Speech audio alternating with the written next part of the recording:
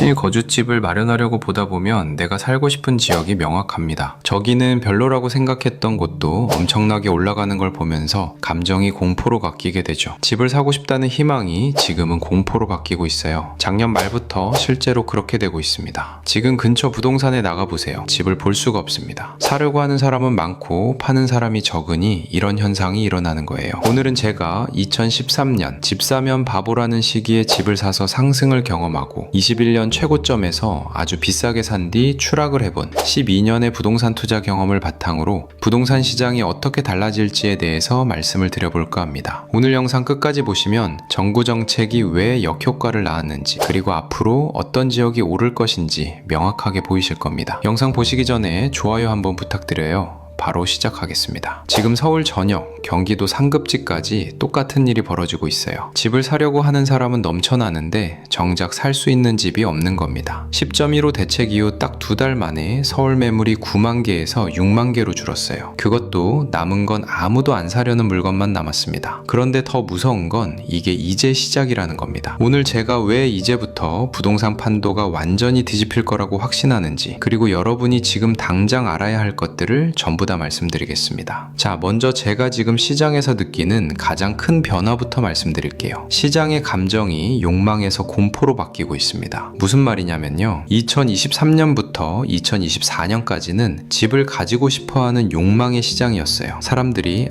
나 한강뷰 있는 아파트 사고 싶어, 나 강남 3구에 집 하나 갖고 싶어, 이렇게 갖고 싶은 곳을 찾아다녔던 시기였죠. 그래서 한강뷰 라인, 마용성, 송파, 강동 이런 선호 지역이 먼저 올랐습니다. 나머지 지역은 어땠냐면 노원구? 거긴 좀 그래. 성북구? 나중에 생각해봐야지. 사람들이 여유가 있었다는 겁니다. 그런데 지금은 어떻습니까? 이러다 나 집 아예 못 사는 거 아냐? 여기라도 빨리 사야 되는 거 아냐? 이렇게 마음이 조급해지고 있어요. 이게 바로 공포라는 겁니다. 제가 2018년에서 2019년 상승장 후반부에 똑같은 현상을 봤습니다. 처음엔 다들 나 저기는 좀 그래 라고 했던 지역들이 갑자기 급등하기 시작하면서 사람들 감정이 욕망에서 공포로 바뀌는 순간이 있었어요. 그 순간부터는 걷잡을 수 없이 올랐습니다. 완전 불장이었죠. 요즘 현장을 가보면 정말 물건이 없어요. 서울은 물론이고 분당, 판교, 구리, 하남 전부 매물이 바닥났습니다.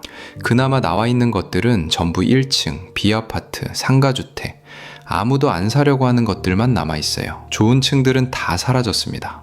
여기서 정말 중요한 걸 설명드릴게요. 미사의 84제곱미터 아파트가 10억입니다. 매물이 많을 때는 이런 흐름인데요. 급한 사람은 9억 8천, 보통 사람은 9억 9천이나 10억, 안 급한 사람은 10억 1000이나 10억 2천, 이렇게 20개 정도 매물이 가격대별로 쫙 깔려있죠. 그럼 제일 먼저 제일 싼 매물 9억 8천짜리가 팔립니다. 그 다음은 어떻게 될까요? 9억 9천이 이제 내 차례다 하면서 기다리죠. 가격 변동이 크지 않아요. 매물이 많으니까요. 그런데 매물이 없을 때는 어떻게 될까요? 직전 실거래가 9억이에요. 근데 시장에 물건이 10억짜리 딱 하나 있습니다. 파는 사람은 실수요자예요. 갈아타려고 내놓은 거죠. 급하지 않습니다. 그럼 이 사람이 얼마에 내놓을까요? 10억보다는 비싸게 내놓는 거죠. 10억짜리보다 동, 층, 상태가 우리 집이 좋다고 생각하는 만큼 10억 2천이 될 수도 있고 10억 5천이 될 수도 있고 11억이 될 수도 있어요. 왜일까요? 매물이 없으니까요. 팔리면 팔고 안 팔리면 그냥 살면 되니까요. 그냥 손님이 붙으면 그때 고민해보자 이렇게 생각하고 물건을 내놓은 겁니다. 그리고 집 사려는 신혼부부가 와서 물어봅니다. 실거래가 9억인데 왜 11억이에요? 부동산 사장님은 말합니다. 이거 말고 물건 없어요. 그리고 이것도 곧 계약될 것 같아요. 그 순간 사람들 마음이 조급해지는 겁니다. 그리고 그중 누군가가 11억을 내고 삽니다. 그렇게 가격이 찍혀서 올라가는 겁니다. 그럼 그걸 놓친 사람들은 무슨 생각을 할까요?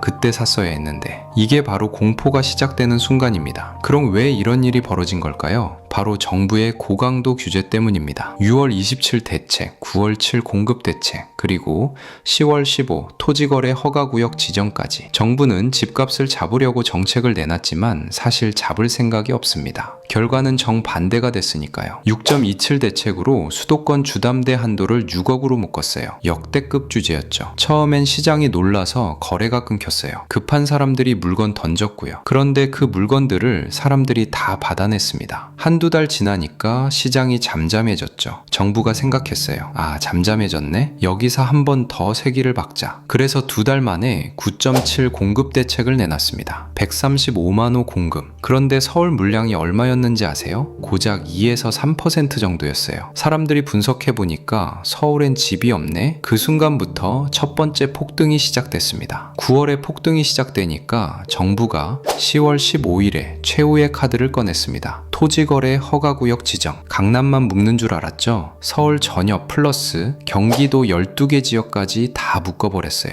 모두가 다 깜짝 놀랐죠. 그런데 토지거래 허가구역이 뭔지 아세요? 단순히 집을 마음대로 살 수 없어가 아닙니다. 임대 놓은 집은 거래를 할 수가 없어요. 오직 내가 실거주하고 있는 집만 팔 수 있는 겁니다. 그럼 누가 집을 팔까요? 갈아타려는 사람. 급하게 현금이 필요한 사람. 그런데 지금 갈아타려는 사람이 급하게 싸게 팔까요? 아니죠. 시장이 오르는데 싸게 팔 이유가 없어요. 팔리면 팔고 안 팔리면 그냥 살면 되지 뭐, 이렇게 생각을 한다는 겁니다. 10.15 정책 나오기 전에는 서울 매물 9만 개였어요. 2달 후에는 6만 개, 3만 개가 사라진 겁니다. 정부는 수요를 줄이려고 했어요. 그건 성공했어요. 수요가 줄었죠. 그런데 수요보다 공급이 더 많이 줄어져 버렸습니다.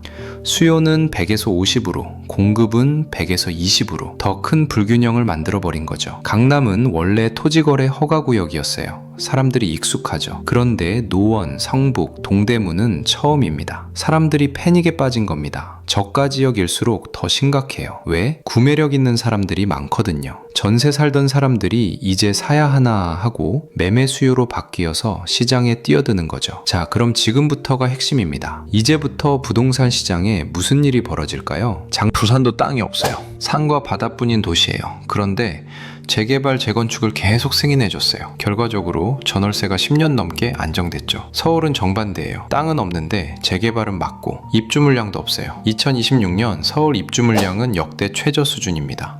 이건 수요 공급의 법칙으로 역대급 상승을 할 수도 있다는 얘기예요. 자, 그럼 여러분이 지금 알아야 할 핵심만 정리하겠습니다. 첫 번째, 작년 말부터 시작됐습니다. 10.15 대책 나오고 11월엔 거래량이 줄었어요. 사람들이 관망했죠. 그런데 12월부터 다시 거래가 터지기 시작했습니다. 1월 26일 현재 벌써 4천 건 넘게 거래됐어요. 11월 전체 거래량을 이미 넘어섰습니다. 두 번째, 가격 스프레드가 커지고 있습니다. 매물이 없으니까 같은 단지 내에서도 가격 차이가 엄청 벌어지고 있어요. 1층은 10억, 중층은 11억, 고층은 매물 없음. 직전 실거래가 9억인데 지금 나온 물건은 10억, 11억. 파는 사람이 부르는 게 값이 되고 있습니다. 즉 이 말은 매입하는 사람은 최고가를 찍어야 한다는 겁니다. 세 번째, 공포가 확산되고 있습니다. 이러다 나 집 못 사는 거 아니야? 이게 무서운 게 이런 생각이 들기 시작하면 사람들은 눈에 뭐가 씌워지기 시작합니다. 그리고 가격을 따지지 않게 됩니다. 일단 사고 보자. 여기라도 빨리 사야겠다. 이게 진짜 무서운 거거든요. 21년에 최고가에 산 사람들은 잘 알고 있을 거예요.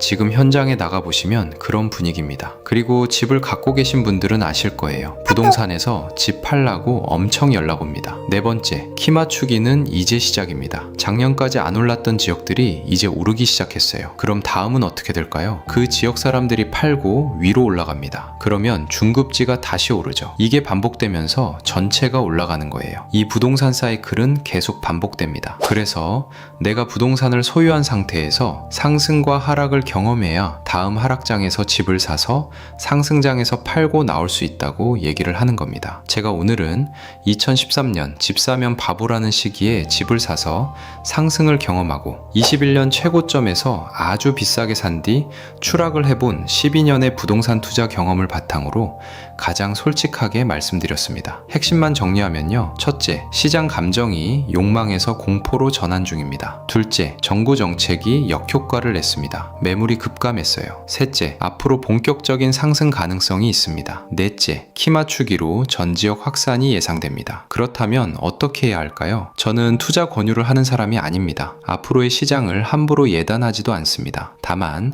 현장의 실상을 정확히 말씀드린 것이고, 제가 말씀드린 예상은 정부의 부동산 정책으로 전혀 다른 결과가 나올 수도 있습니다. 시장은 살아있는 생물이니까요. 하락 후에는 상승, 상승 뒤엔 하락합니다. 지금은 언제 하락을 할지도 모른다는 생각으로 매수를 해야 합니다. 만약 내 집 마련을 고민 중이시라면 저는 가장 비싸게 사는 게 아예 안 사서 후회하는 것보다는 괜찮다고 봅니다. 단, 감당할 수 있을 만큼의 레버리지만 쓰시길 바랍니다. 매물은 계속 줄고 있습니다. 가격은 계속 오르고 있습니다. 그리고 너무 완벽한 입지를 고집하지 마세요. 지금은 사느냐 못 사느냐의 문제입니다. 나중에 갈아탈 기회는 또 옵니다. 또 실거래가에 집착하지 마세요. 직전 거래가는 이미 과거입니다. 지금 시장은 부르는 게 값입니다. 만약 투자를 고민 중이시라면 첫째, 아직 가격이 움직이지 않은 저평가 지역을 주목하세요. 아직 안 올랐지만 교통, 학군 좋은 곳, 내가 실거주한다는 생각을 보시면 좋습니다. 둘째, 상급지로 갈아타기 수요를 파악하세요. 어느 지역 사람들이 어디로 이동할까? 집을 보러 가시면 어디로 이사 계획을 하는지 실거주자분들에게 물어보세요. 그 이동 경로를 무조건 파악하고 있어야 합니다. 셋째, 과한 대출은 조심하세요. 과도한 대출을 받아서 매매가가 하락한다면 견딜 수 없게 됩니다. 부동산 시장은 감정으로 움직입니다. 욕망과 공포, 이 두 가지 감정이 가격을 만듭니다. 지금 시장은 분명히 공포로 넘어가고 있어요. 나만 못 사는 거 아니야? 이러다 영영 못 사는 거 아니야? 이 감정이 확산되면 가격은 걷잡을 수 없게 됩니다. 오늘 영상은 여기까지 하겠습니다. 감사합니다. 최원별님이었습니다.